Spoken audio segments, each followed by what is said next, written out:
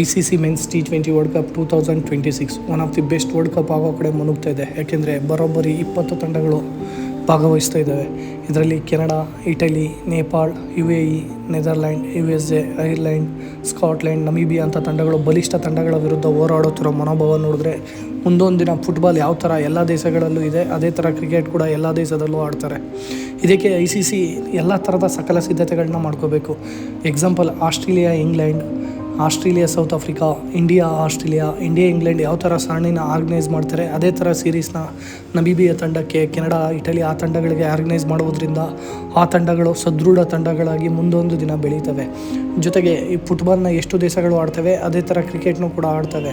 ಈಗ ಒಂದು example, Italy ತನ್ನ ಮೊದಲ T20 ವರ್ಲ್ಡ್ ಕಪ್ನ ಗೆಲುವನ್ನ ಈ ಬಾರಿ ಪಡ್ಕೋತು ನೇಪಾಳ ವಿರುದ್ಧ.